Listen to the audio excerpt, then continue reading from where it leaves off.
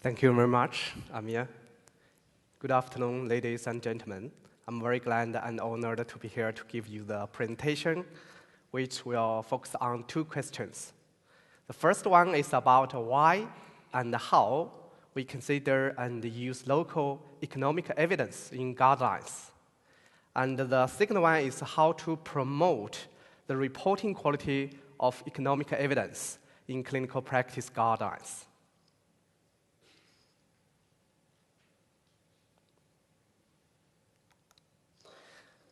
This is my disclosure of interest. As you know, China has the world's largest population and thus also has the greatest patients.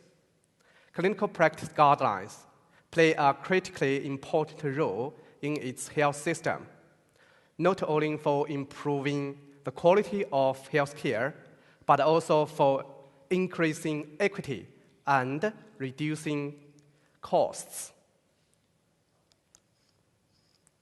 Over the last 20 years, hundreds of guidelines have been developed and published in China. However, the quality of most Chinese guidelines is not as high as international ones, given the limited resources.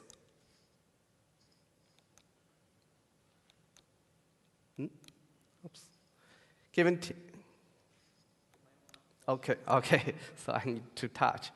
Given the limited resources available, the adoption and adaptation of existing international guidelines is a potentially efficient and cost-effective approach. In particular, when Chinese guideline developers try to adapt and apply international recommendations, local evidence for economic evaluation should be carefully considered.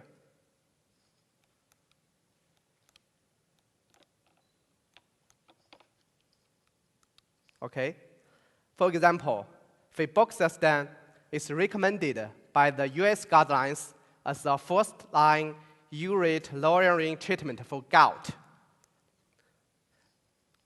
In the US, the annual cost per person with the euro dosage is about $500. And the drug has been shown to be cost-effective. A clinical trial showed that the drug has similar effects in Chinese patients. However, the annual cost per person is about $2,500 in China, and therefore it is not very cost-effective. So, the latest Chinese gout guideline gave it a weak rather than strong recommendation after balance its benefits and cost. Another example I'd like to share with you is about traditional Chinese medicine. You know, China is the only country where Western medicine and traditional Chinese medicine are practiced alongside each other at every level of the health system. How to make traditional Chinese medicine recommendations on the most cost-effective interventions are big challenges for guideline developers. One of the reasons is that for most diseases, traditional Chinese medicine still lacks reliable evidence. However, evidence-based medicine and grid methods may provide a potential approach to allow the traditional Chinese medicine to be widely accepted and used both in China and abroad.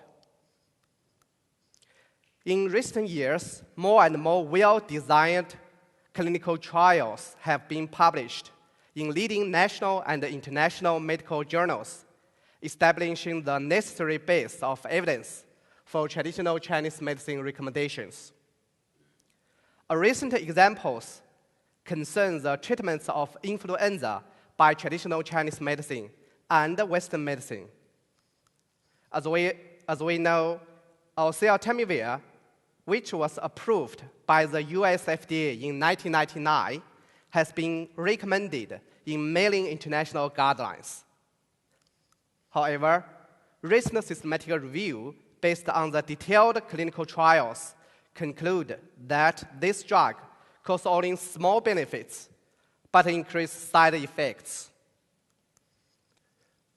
This is another systematic review we conducted, concluded that this drug may provide a small net benefit compared with no treatment of influenza. However, the quality of evidence of the effects was low to very low by grade.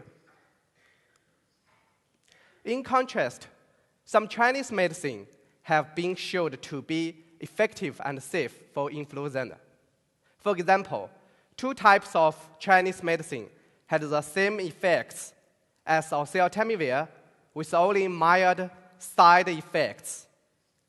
We conducted a systematic review of the 2 medicines and find that the quality of the evidence was moderate to low using grade, which has the same level of evidence compared with oseltamivir. Moreover, the price of both 2 Chinese medicine is only 1/10 of the cost of oseltamivir. Thus, when economic evidence was considered and included, traditional Chinese medicine is preferable to Western drugs for treating influenza. The second question I'd like to discuss is how to improve the reporting quality of economic evidence in practice guidelines. One study published in 2012 found that 97% of Chinese guidelines didn't mention cost at all in their guidelines. Another recent published study showed that 11% of Chinese guidelines mentioned that economic evidence should be considered by developers. However, they provide no details of which kind of evidence is needed and how it should be used in the guidelines. So to improve the reporting quality of practice guidelines, an international working group named RIGHT was established in 2014, which members come from the WHO, NICE, GRID, Cochrane Collaboration, and AGREE. The RIGHT statement was published in 2017. It contains 22 items that are considered essential for good reporting of clinical practice guidelines. The RIGHT checklist is helpful, but may not be enough alone to address the issues of poor reporting of economic evidence. There is only one item related to the health economic evidence in the checklist. It states that the following describe the specific approach and methods used and summarize the results.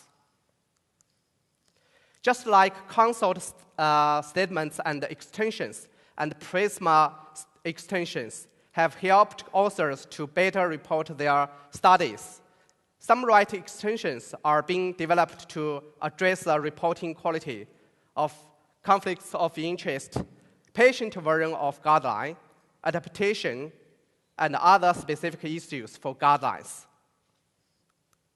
At this moment, we are considering the need to develop a RIGHT extension for economic evidence to help guideline developers elaborate on whether or how they consider or use economic evidence in their guidelines.